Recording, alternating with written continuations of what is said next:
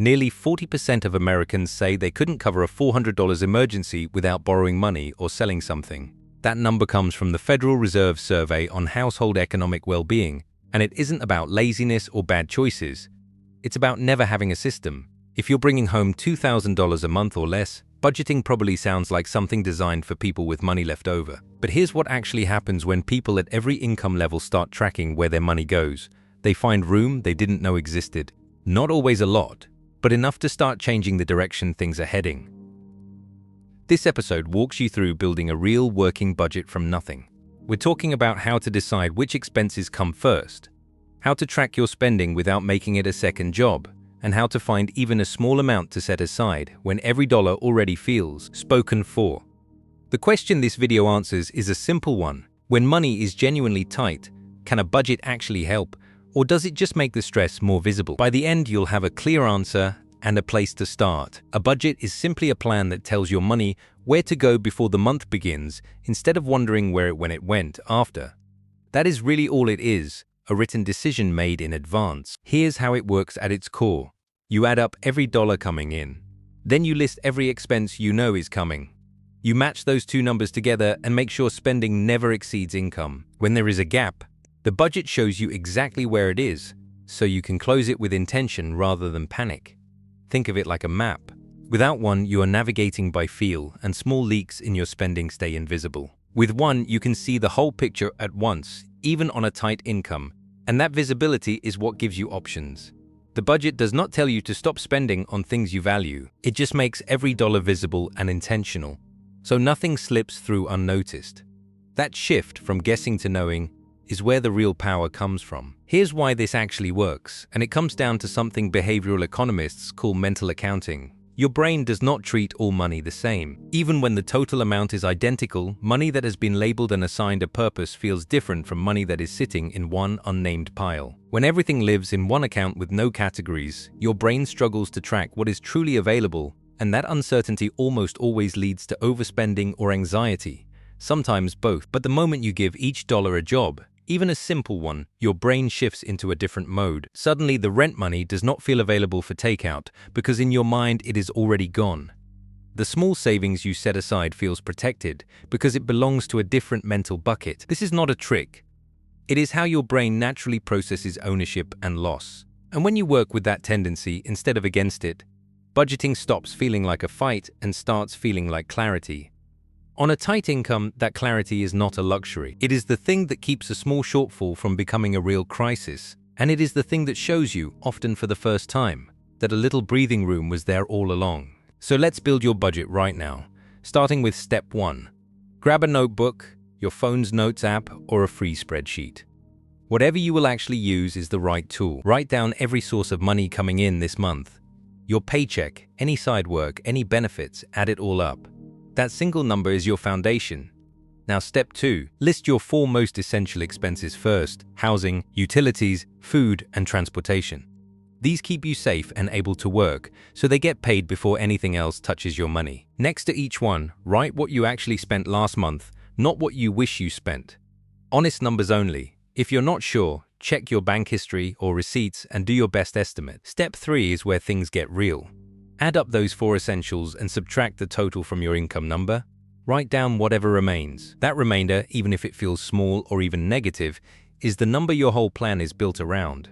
You are not behind for having a tight remainder. You are just meeting the truth of your situation, and that truth is exactly what we work with next. Now here's the rule that holds everything together. Every dollar needs a job before the month begins. Not after you spend it. Not when you check your balance, but before. This is called a zero-based budget, and it simply means your income minus your expenses equals 0.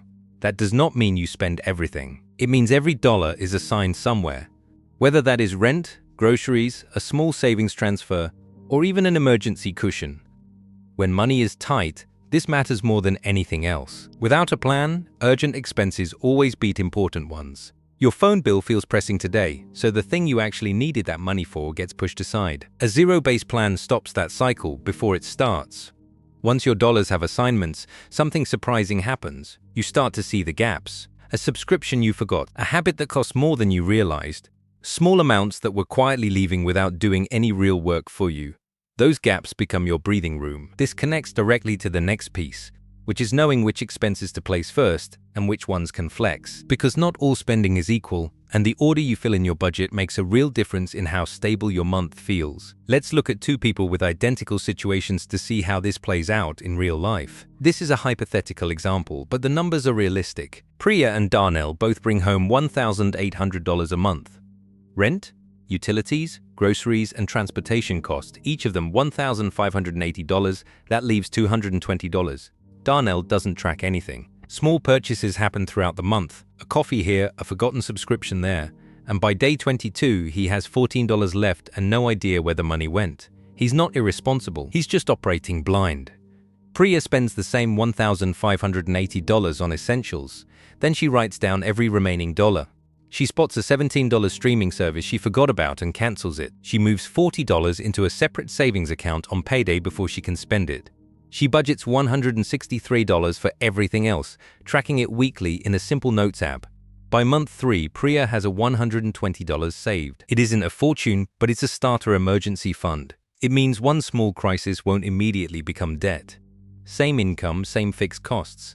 The only difference is visibility. That's what a budget actually does. It doesn't create money out of nowhere. It shows you where money is quietly disappearing, and it gives you the chance to redirect even small amounts towards something that works for you. Now, a few things that quietly wreck this process before it has a chance to work.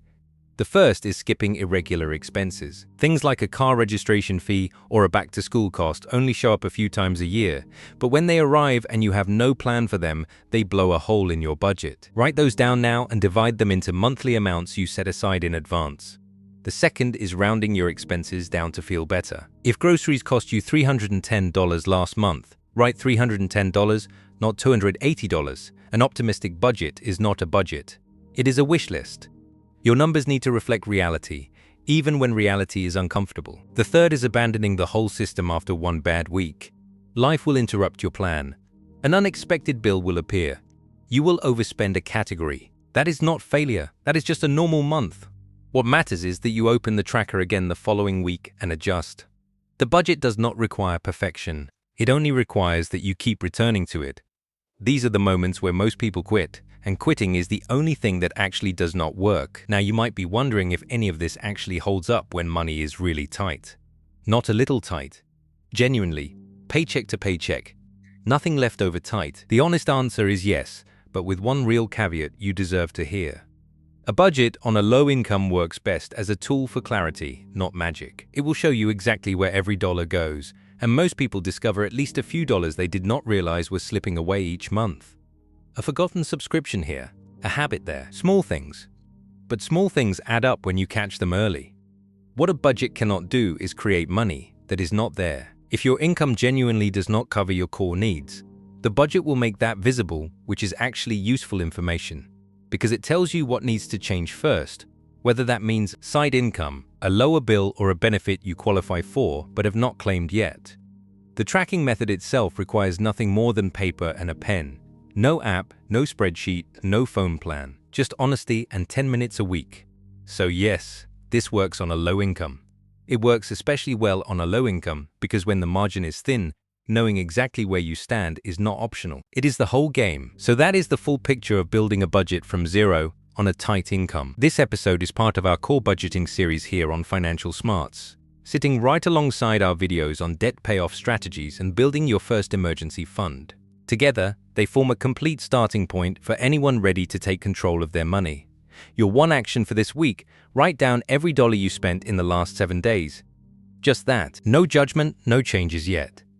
Simply seeing the numbers is the first move, and it matters more than you might expect. Coming up next in this series, we are going to look at what happens once your budget is running, specifically how to handle the months when unexpected costs show up and threaten to knock everything off track. That one is practical and worth sticking around for. If any part of today's breakdown helped you see your income differently, subscribe so you catch every new episode as it drops. A new video lands each week, and every single one is built for people who want real tools, not just motivation. Hit subscribe, and we will see you in the next one.